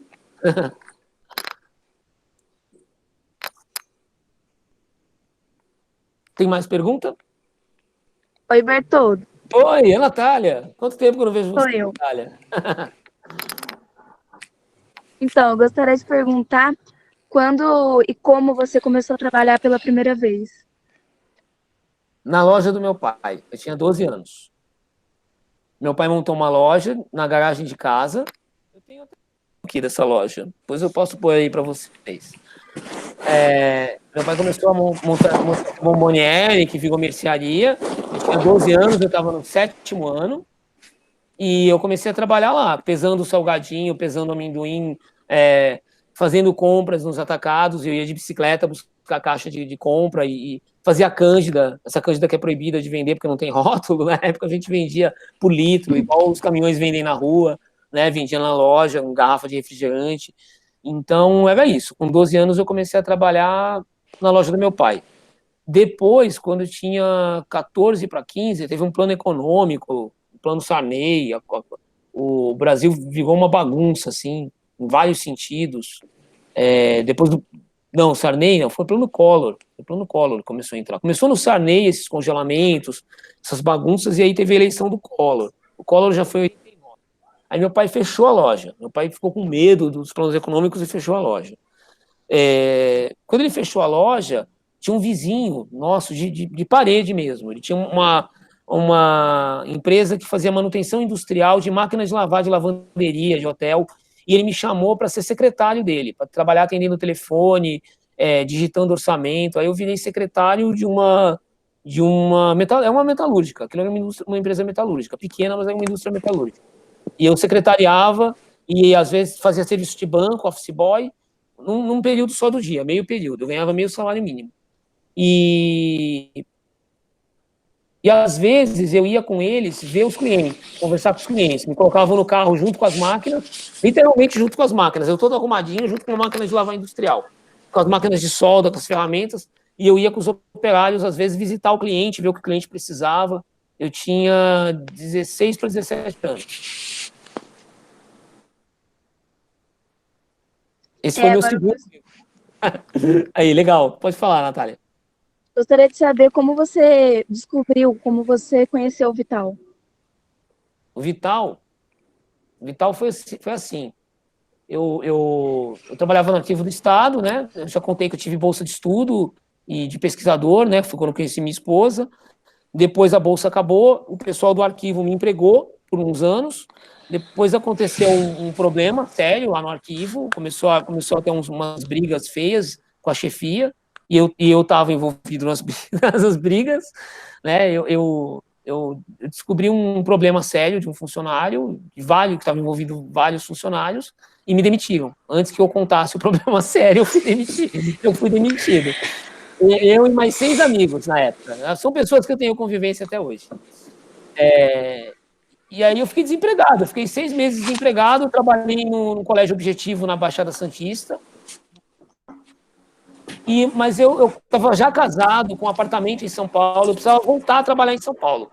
Aí eu distribuía currículos. Um dia eu abri um anúncio de jornal, acho que foi do Estadão, e tinha emprego numa escola, entregar, não tinha nem e-mail, era para entregar pessoalmente na Rua Rocha 98. Aí eu fiz um currículo, nessa época eu estava trabalhando na Folha de São Paulo, como freelance, como pesquisador do arquivo, e na escola de Mongaguá, que estava me dando um trabalhão, ir para Mongaguá, de Santos para Mongaguá, de Mongaguá para São Paulo, para a Folha, e com pouquíssimo dinheiro, e pagando condomínio, e casado recentemente, aquilo estava com vários problemas comigo, depois de ter ficado 6 meses desempregado, né, sem ganhar nada. Aí, o que aconteceu? Eu lembro que eu fui levar o currículo e eu não conhecia o Vital, eu não conhecia o Bexiga direito. O Bexiga eu conhecia 13 de Maio, conhecia os museus, conhecia o MASP, eu não sabia desse pedaço aí perto da Vai-Vai, onde vocês moram, né, na Praça 14 Bis. Aí eu fui a pé, saí do distribuindo currículo em outras escolas e tinha esse anúncio, estava na minha mão. Eu falei, deixa eu ver onde é essa tal Rua Rocha. Cheguei, toquei o interfone, não era aquela porta que faz, que abre sozinha, né? Abria para dentro assim.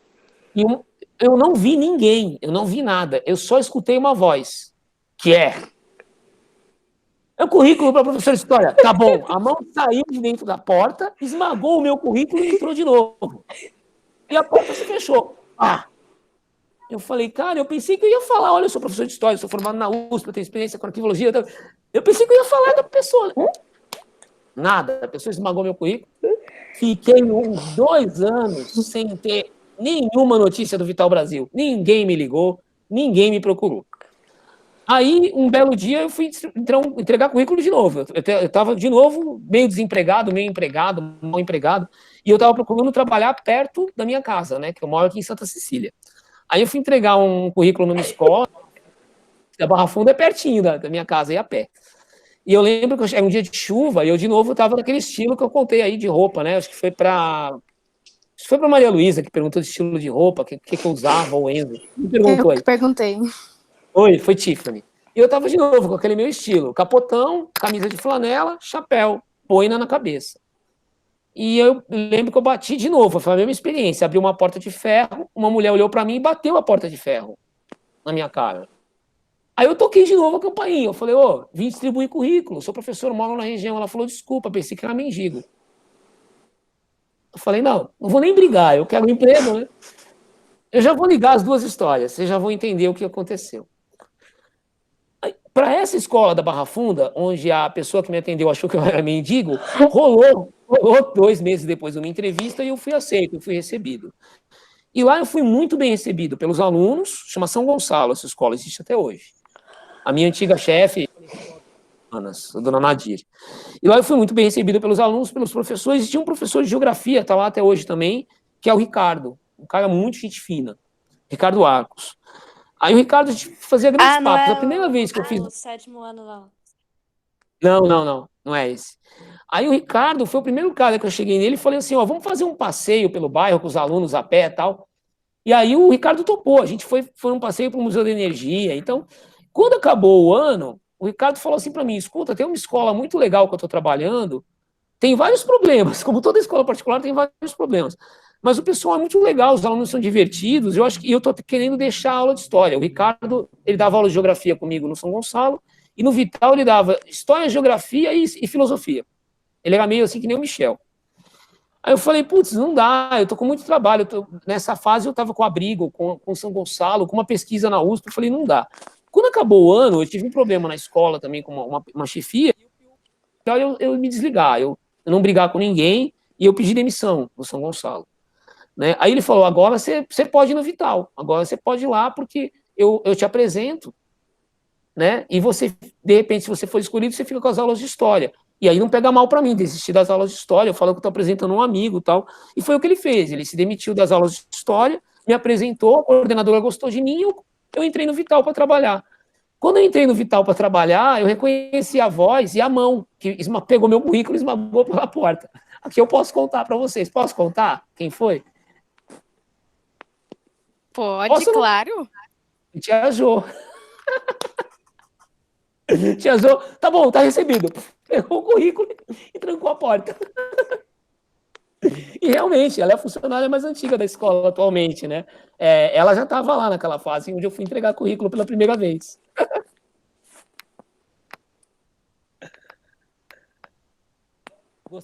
Olha. Sim. Muito legal. Perguntas? Como era a sua rotina de estudo na USP? Depende do semestre. Como eu já contei aqui, que eu fazia cerca de 4 a 5 disciplinas por semestre, né? O que lá é puxado, é muita coisa. Então, eu fazia as disciplinas de História, obrigatórias na Faculdade de Filosofia, Ciências e Letras, na Fafeleste. Eu fazia essas disciplinas à tarde, quase sempre. Tinha tarde à noite, mas o meu horário era à tarde. Eu fazia à tarde a maioria delas. Aí eu comecei a fazer a licenciatura, porque História é o bacharelado. E eu tinha a licenciatura que era para ter o diploma para poder dar aula. A licenciatura era feita na Faculdade de Educação, é assim até hoje. Então, a licenciatura eu preferia fazer à noite, né? Então, 2 dias por semana, para a Faculdade de Educação ter aula na educação. De manhã, eu trabalhava na ANPU, Associação Nacional de Professores Universitários de História. Eu era bolsista num projeto de pesquisa na ANPU, né? Então, à tarde eu estudava, de manhã eu trabalhava, quase todas as manhãs eu tinha trabalho na ANPU, começava às 10 horas, o meu horário na ANPU, em alguns dias era às 9, das 7 às 10 eu lia os textos da disciplina que eu tinha naquele dia, para poder chegar minimamente com os textos lidos para as discussões na aula, porque a aula na USP é a tarde inteira com o professor. Você entra às 2 da tarde, Quase sempre o professor faz uma parada por volta de 3h30, 4 horas, e depois ele continua até as 6, falando sobre um texto, às vezes um texto de 20 páginas. E se você não participar, você não leva nota, você fica mal, né? Então, essa era a minha rotina. Era aula 2 vezes por semana, aula à noite na faculdade de educação, 4 vezes por semana à tarde no curso de História, ou em outro departamento onde eu estava fazendo o curso. Às vezes eu fazia História da Arte na Arquitetura, né, que é a FAU, é outra faculdade lá dentro do campus, né? Às vezes eu fiz disciplinas de texto, de criação literária na ECA, na Escola de Comunicações e Artes, porque eu achava que a segunda faculdade que eu ia fazer na vida era jornalismo, né?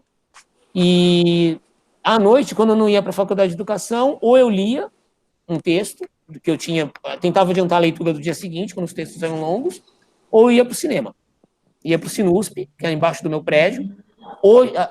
Naquela época eu achava que era vagabundagem, hoje eu acho que era uma parte do meu estudo, né? Seguramente a universidade permitia isso, porque era uma parte do estudo nosso ali. Eu vi filmes clássicos, eu vi filmes que hoje eu trabalho na licença com vocês, dando aula. E, às vezes, quando eu tinha um tempinho a mais e mais paciência, eu pegava o ônibus e ia assistir filmes aí no Bexiga. Eu ia assistir no Unibanco, na Rua Augusta, nos cinemas da Consolação. Eu ia ver filmes clássicos, eu ia ver os filmes de lançamento, de filmes de arte, né? Ia em shows. Teve uma fase, eu já estava no 3º ano, para o 4º ano, eu ia em muito show, eu ganhei vamos dizer assim, uma desenvoltura maior. E eu tentava ver shows de MPB que tinham pela cidade de graça. Eu considero isso um tempo de estudo, né? Você viveu alguma coisa importante que a gente não tenha perguntado? Importante ou marcante também? Importante ou marcante que vocês não tenham perguntado? Não, acho que não. Acho que vocês perguntaram quase tudo, né? Fez um interrogatório completo, né? Mas eu acho que trabalhar com aulas, né, de história é que foi mais determinante. Acho que eu achava que eu não ia ser um bom professor. Muito embora outras pessoas tenham falado que em várias situações que eu ia me virar bem como professor. Eu lembro uma vez na aula de prática de ensino, de história, um estagiário, né, um aluno vou chamar de estagiário, mas é um aluno de pós-graduação da minha professora, da Cici Bittencourt, falou, depois que eu falei de uma prática que eu tinha feito numa oficina, né, de prática de ensino, ele falou, você vai ser um bom professor? Eu falei, eu tenho muito medo de não ser. Ele falou, não, fica tranquilo, você tem uma prática muito interessante, uma fala muito interessante. Então, acho que encontrar alunos como vocês, encontrar o Vital, foi o que mudou minha vida, né? Mudou minha biografia. Eu achava que eu ia ser outra coisa. Beleza? Professor, Oi, Gabriela Duque. Pode falar. então, professor, você tem algum time? Torce, Tenho. enquanto televisão, você torce para ele? Tenho. Eu não paro para ver futebol, não. Se eu estiver em Santos, estiver tudo bem, eu prefiro ir para praia, eu prefiro visitar minha tia, eu prefiro passear com a minha esposa, mas eu torço pro Corinthians. Eu sou corintiano. E em Santos eu tenho um time, que é o Jabaquara, o antigo Espanha Futebol Clube, que é um time que foi da primeira divisão, até os anos 70 ele foi da primeira divisão. Santos tinha 3 times na primeira divisão. O Santos Futebol Clube, do Pelé, a Portuguesa Santista, que hoje está na 3ª divisão, e o Jabaquara, que era o Espanha Futebol Clube, e depois da Segunda Guerra, eu já tive até essa conversa com o Enzo, assim como o Palmeiras era Palestra, e passou a ser Palmeiras, teve que abrasileirar o nome, né? O Espanha era Espanha Futebol Clube, passou a ser Jabaquara. Então, o meu outro time em Santos é o Jabaquara, e em São Paulo é o Corinthians. Legal, interessante. E, professor, você tem alguma paixão? Paixão? Isso. Tenho, e ela é meio frustrada. É o teatro. Eu gosto muito de atuar, eu gosto muito de escrever para teatro. Eu não me sinto tão à vontade para atuar, mas eu gosto de trabalhar nos bastidores. Eu gosto de trabalhar com elenco, de dar curso para elenco, que é uma coisa que eu pude fazer pouco. Tem um amigo meu, um sócio meu em Santos, que é o Anguaí. Anguair Gomes, e ele me propicia essas coisas às vezes, né? Com o grupo de teatro que a gente participa, com o Pichotes Quixotes, que eu atuo. Que é o trabalho no Já ouvi bastidor. falar desse cara. Já, né? Ele é autor de um livro chamado Zabelinha, que a gente tem que discutir ainda esse trimestre, mas isso é outra história. Isso é outra história depois para a gente falar no Vital Pensa. Então, essa coisa de atuar no bastidor, preparando o ator, fazendo aula, por exemplo, para textos históricos, dar aula de história para ator, né? Para construir imagem, para preparar enredo. Isso é uma coisa que eu gosto de fazer e eu faço pouco. É uma paixão que eu acho meio frustrada. Eu adoro fazer isso e é uma das coisas que eu menos consigo fazer na minha carreira atualmente. Mas eu adoro fazer. Antes da pandemia, eu estava decolando, estava começando a fazer essas coisas. E tive que abandonar por conta da pandemia. Respondi? Interessante. E, professor, essa é a última pergunta, tá? E, Imagina. professor, você tem algum hobby? Tenho. Eu gosto de fazer concertos em casa. Eu gosto de fazer reparos em casa. De madeira, de alvenaria, pequenos concertos. Eu gostaria de me dedicar mais, tenho tido pouco tempo para me dedicar à marcenaria. Tem umas coisas aqui que eu construí. Eu vou parar para mostrar para vocês. Espera aí.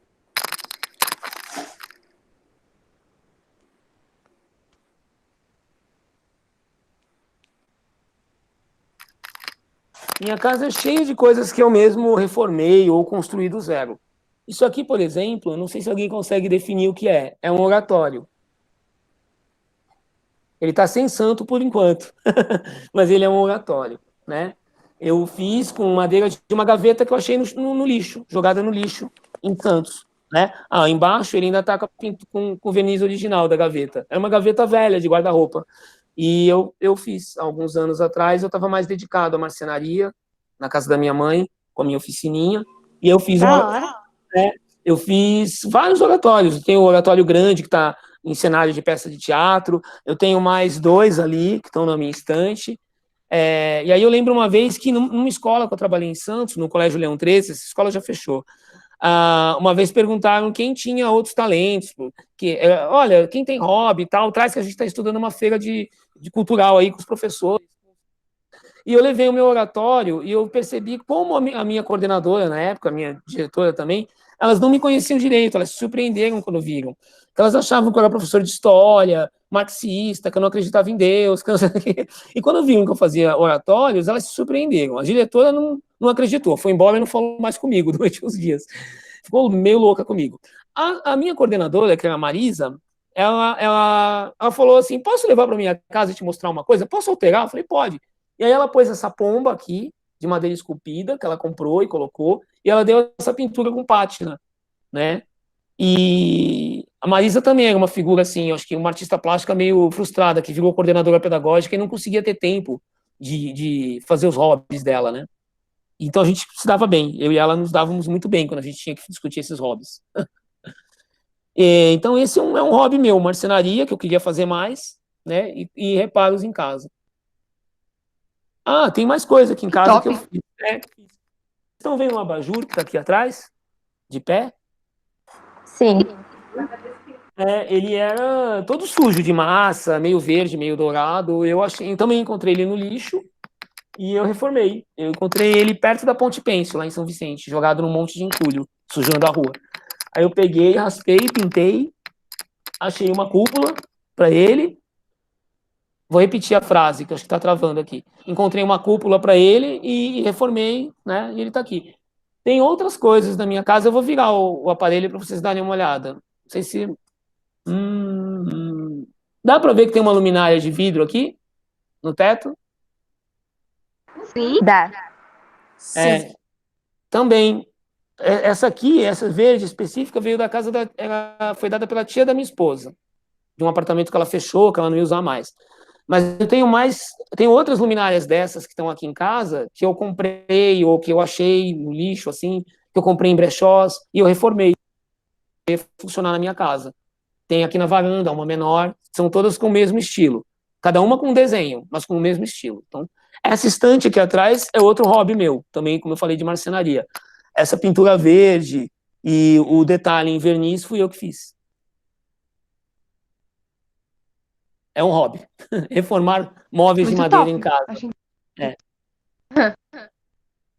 Respondido? Com certeza. Falou. Perguntas? Alguém quer fechar com alguma coisa?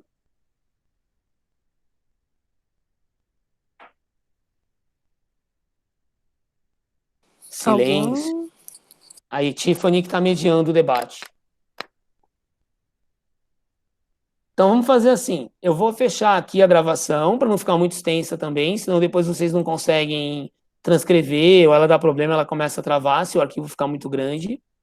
E eu vou mandar para vocês o arquivo, eu vou pôr no YouTube, no privado. A Maria tem uma pergunta. Oh, a Maria tem pergunta. Então, peraí, vou manter a gravação. Fala aí, Maria Luísa. Acho que é no chat, né? Sim, a Maria tá no chat. Uhum. A Maria, que legal, eu tenho uma. Você sofreu com alguma doença psicológica? Ah, eu tive uma depressãozinha uma época. Eu tive uma coisa que eu não percebi. Eu fui vivendo aquilo na época, quando eu saí da rede estadual de ensino, que eu pedi demissão, teve uma situação de violência, um aluno matou o outro. Depois eu descobri que não era aluno, que na verdade era coisa de traficante mesmo, do bairro, lá em Praia Grande, onde eu dava aula.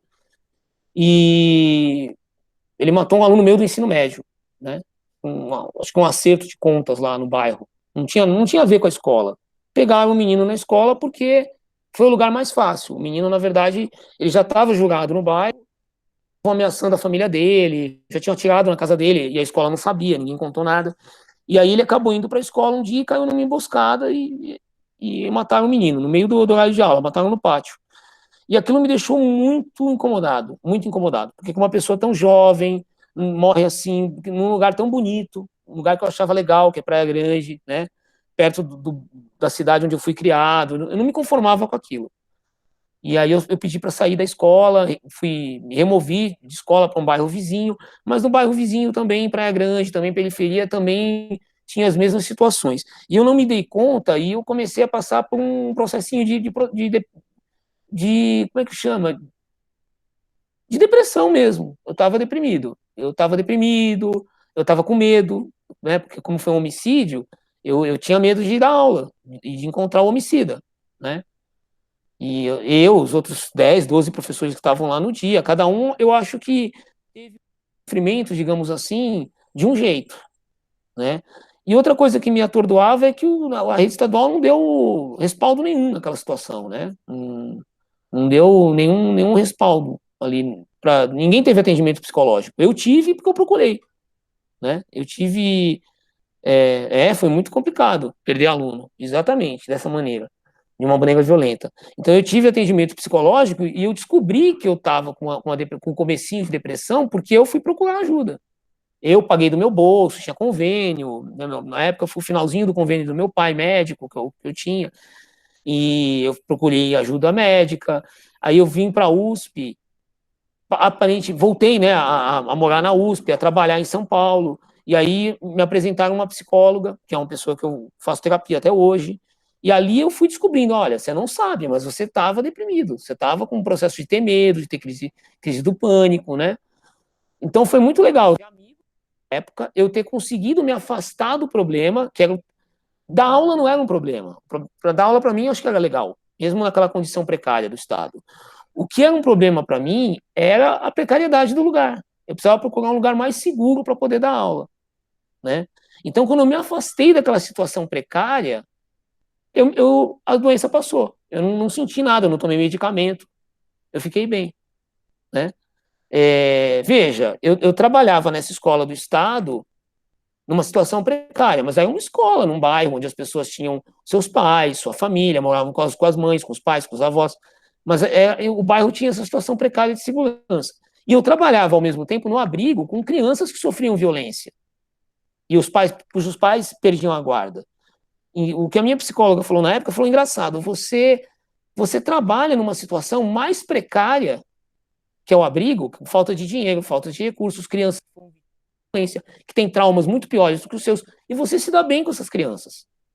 Mas lá no Estado você não consegue desenvolver o trabalho. Então, realmente, é sinal que essa escola onde você trabalha não está boa.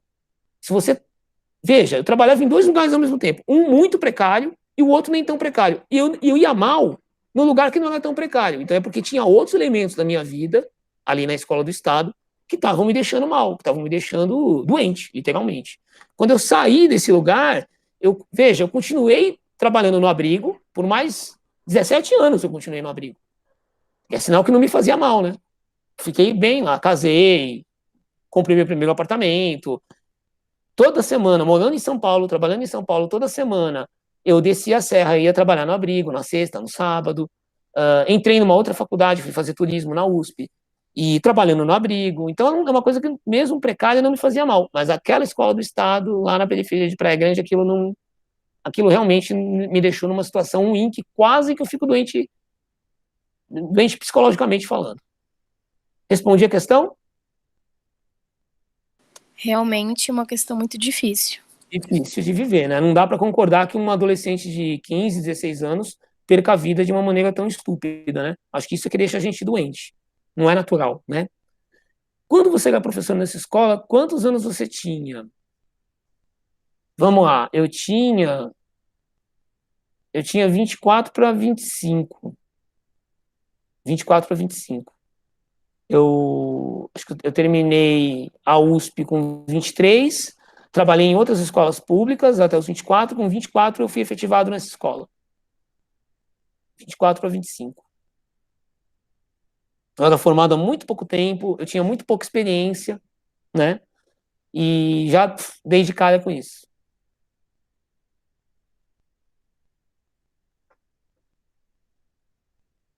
Muito novo, muito novo. Imagina aqueles adolescentes ali com 13, 14 anos que deram de cara com isso, né? Para eles, essa coisa da vida ficou banal. Alguém morrer ficou banal. Porque aos 13 anos, você vê o seu colega ser morto no pátio da escola, você tem a violência como algo banal na sua vida. A vida não custa nada. Talvez isso explique porque tem pessoas hoje que acham que Covid está tudo bem morrer de Covid. Porque a violência nesses lugares é algo banal. Para mim não era. Eu me choquei com aquilo. Né? Concordo com você, Sara. Obrigado.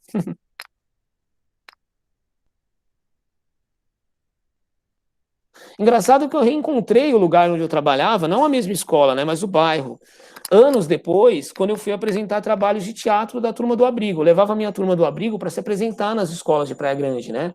Porque o Anguaí, esse sócio meu lá da companhia de teatro, ele é professor em Praia Grande, né, de escolas municipais, que tem um nível de segurança um pouco melhor do que o Estado. E aí, vira e mexe, ele era professor da área de educação especial, né, com deficientes, e vira e mexe, ele conseguia teatro, ele conseguia palco em escola, para que nós levássemos a nossa turma e dessemos as nossas aulas nesses palcos. E eu reencontrei essa população de Praia Grande, e é uma população muito legal, são bairros muito bonitos, muito gostosos de trabalhar. Aquela condição que eu fui parar no sítio do Campo 2 e no Oswaldo Toschi, né, que são escolas que estão da pista para a serra, é que não era legal, não era legal.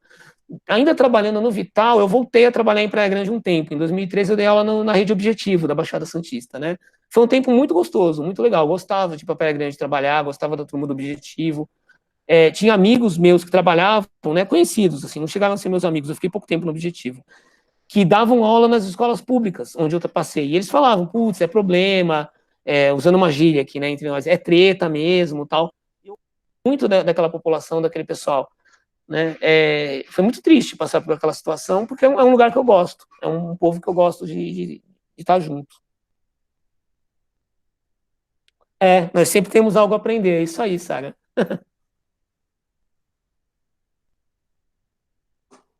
Tem mais dúvida? Tem mais pergunta?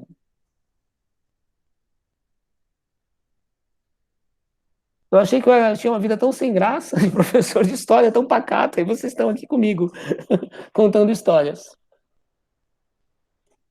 Acho que não. Oi, Luísa. Tá bom. Vamos fazer assim, então. Eu vou fechar, Tiffany. Lívia. Opa, Lívia tem alguma coisa que ela está escrevendo. Deixa eu abrir de novo aqui o chat. Ela tá dizendo que sua vida é bem interessante. A vida é interessante. Espero que ela continue sendo interessante, Lívia. cheio de historinhas, eu gosto delas. Realmente, Também gosto. por isso que a gente quis fazer uma biografia sua, porque você tem várias histórias e vários aprendizados e acontecimentos. Obrigado, valeu. Eu acho que os outros professores de vocês também têm histórias. É que talvez eu tenha um esquema diferente de contá-las. Por isso que elas ficam interessantes também, né? Beleza? Obrigado. É uma honra, responder essas coisas para vocês. Muito obrigado. Fico também honrado, fiquei muito honrado quando me contaram que eu tinha escolhido para ser o biografado do ano. A gente que agradece, professor, por você querer nos dar essa oportunidade de poder te entrevistar. Valeu. Bom, eu vou fazer assim então. Obrigado vocês. Valeu, Sara. Eu vou fechar aqui a gravação, como eu disse, para o arquivo não ficar gigante, acho que já está gigante. E mando para vocês, acho que ainda hoje à noite, o link, tá bom?